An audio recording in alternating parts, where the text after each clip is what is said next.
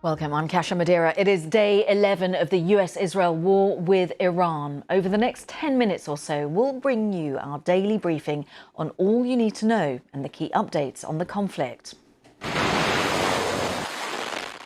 The most fighters, the most bombers, the most strikes. That's the warning from the US Secretary of Defense, who promised today will be the most intense day of strikes on Iran, while repeating President Trump's position that America is winning the war.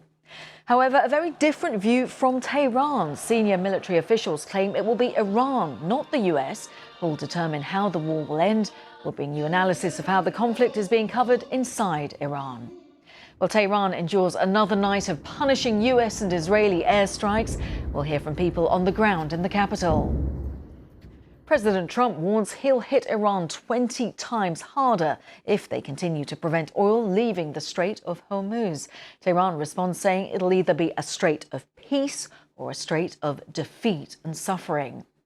Well, all this as the British warship HMS Dragon finally begins its journey to the eastern Mediterranean, tasked with protecting UK military bases in Cyprus. A second Royal Navy ship is also being prepared for a possible Middle East mission. So we begin with the latest from the US, where Secretary of Defense Pete Hegseth threatened to ramp up strikes and warned of the most intense day of the war so far. He also repeated that America is winning, following President Trump's claim that the war will be over very quickly. Here's some of his speech at the Pentagon. Today will be, yet again, our most intense day of strikes inside Iran. The most fighters, the most bombers, the most strikes. Intelligence more refined and better than ever. North America editor Sarah Smith joins us from Washington. So, Sarah, just tell us more about just how the Trump administration is framing this war. Well, at this very moment, the White House press secretary is giving a briefing in the building just behind me. And she started by saying that President Trump used this as a tremendous success so far, boasting about the way in which they have decimated Iran's military capability and reduced by 90% their ability to send ballistic missiles at targets in the region. How much of the Iranian Navy they have destroyed, focusing very much on those military targets and saying that they are ahead of schedule in what they hope to achieve. At the same time, they don't seem to be any nearer the political objectives that the president set near the beginning of this when he was talking about regime change, which clearly hasn't happened, and demanding the unconditional surrender of the Iranian ruling regime, which also is not in sight. So what we're seeing now inside the administration is them worrying about the price of oil rising if this looks like it's going to be a long and protracted war, and sending signals not only that they're doing very well with what they hope to achieve, but that this will be over quite soon, possibly within a week, President Trump was speculating last night. Now, that's a message that is meant to calm the markets.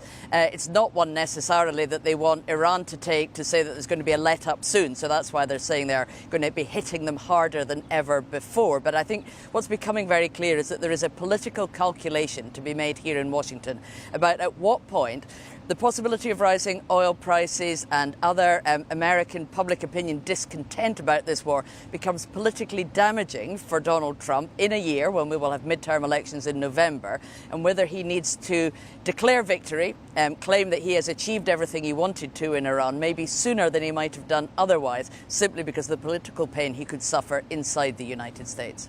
Sarah, as always, many thanks. Sarah Smith there joining us from the White House. Well, unsurprisingly, there's a rather different view from inside Iran of just how this war is unfolding.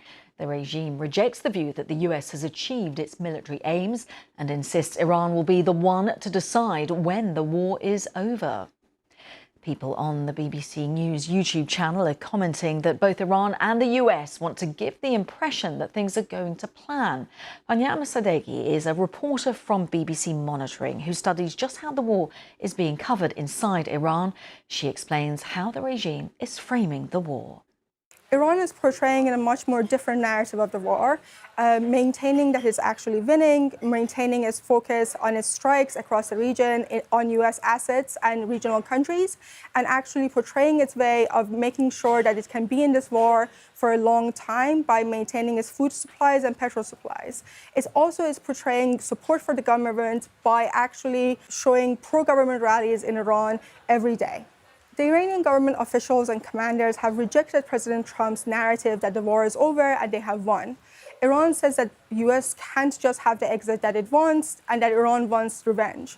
Also, importantly, Iranian officials have said that they have some preconditions for ending the war. One is having guarantees that the U.S. won't do this again, and also taking responsibility for the war. They have maintained that their only focus is on their defense currently, rather than talks with the U.S., having rejected any threats from the Trump administration about the Strait of Hormuz and oil disruptions. They have said that these threats are hollow and that they are actually just defending themselves, and the U.S. started this war. The big picture to all of this is that Iran needs to project power both internally and externally.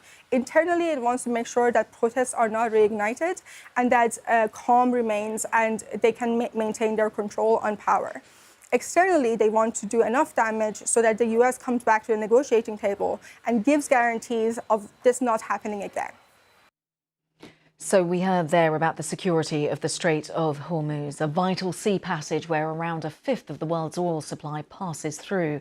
President Trump threatened to bring death, fire and fury to Iran if it continues to block oil exports. Meanwhile, a top Iranian official warned the passage will either be a strait of peace and prosperity or a strait of defeat and suffering. Justin Crump is a military veteran and intelligence analyst.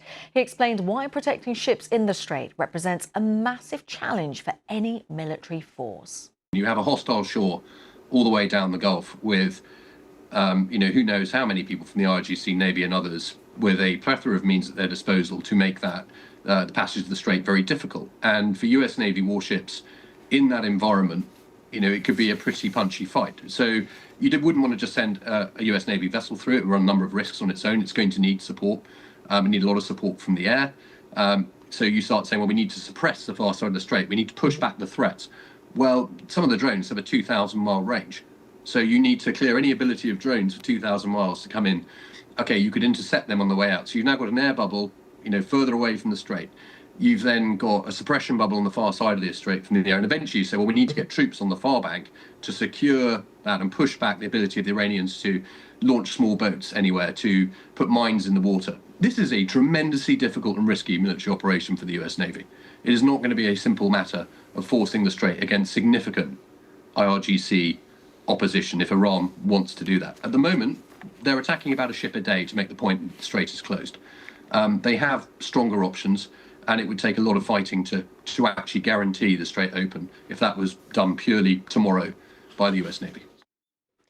Well, beyond the Strait of Hormuz, America is threatening to intensify its military campaign with more bombers and more strikes, and that would inevitably impact people on the ground.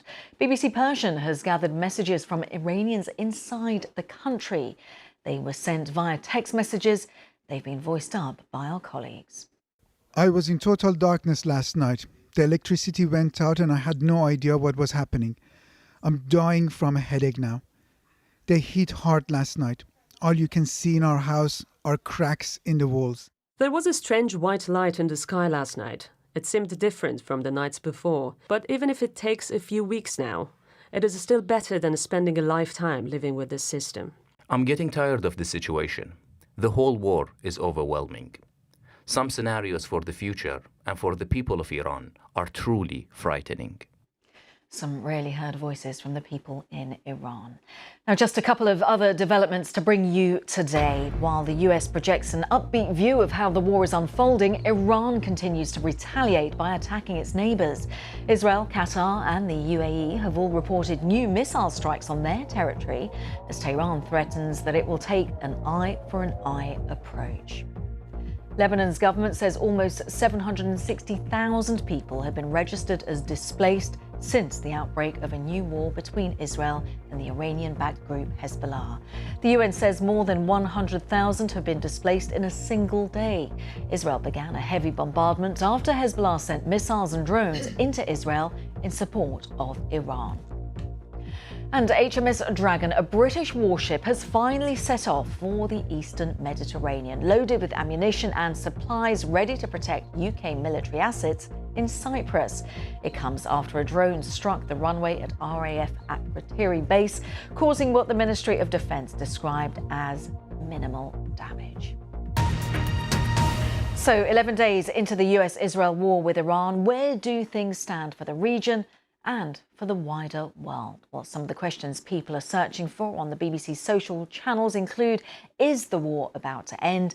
And who is actually winning it? Well, our chief international correspondent, Lise Doucet, is with me. And Lise, as we've been hearing there, people are talking about whether, when this war will end. Iran seems weakened potentially, but is much more volatile. Where does this leave the region in the wider context? Well, Kesha, as we've been reporting since the very start of this war, countries in the region, including Arab Gulf leaders like Oman and Qatar, who had played such key roles in the past mediating in this crisis, they've now been furious over what they say is Iran's reckless behavior in attacking not just the US military assets in the region, as Iran had threatened to do, but attacking critical infrastructure, even tourism. One senior official in the Gulf said to me last week that they are so furious that the rupture with Iran would take decades to heal. And that matters because it's only been in recent years that there's been this cautious rapprochement between Iran and its Arab neighbors. But when they now hear the U.S. Secretary of Defense Pete Hegseth vowing to destroy Iran's military and industrial base, people are likening it to Germany after the Second World War. Leaders in the region think twice. Yes, after the missiles launched on their territory, they want Iran's ballistic missile program to be degraded, if not destroyed. But if Iran's industrial base and its critical infrastructure is destroyed, that creates the conditions for crisis and possible chaos. And that's too big a risk for such a vast country in such a volatile region. Last week when I asked officials, are you trying to find a way out? Are you on the telephone to Washington? They said, no, we're just defending ourselves. But Kesha, now we're hearing that there is more engagement, more talk of diplomacy. President Trump keeps saying, oh, the Iranians really want to talk. And the Iranian leaders say, we're not ready to talk. But as we heard earlier, they want to make sure that everyone, including leaders in the region, that if they think about going to war against Iran again, there's a huge price to pay. Lise, as always, thank you so much for just talking us through that and putting it into the bigger picture context. Thank you so much. Lise Doucet, our chief international correspondent. Thank you, as always. Well, whether you're joining us on YouTube, TikTok, Sounds, radio or TV, thanks so much for your time. We're going to be back at the same time tomorrow with the Iran War Today. Bye-bye.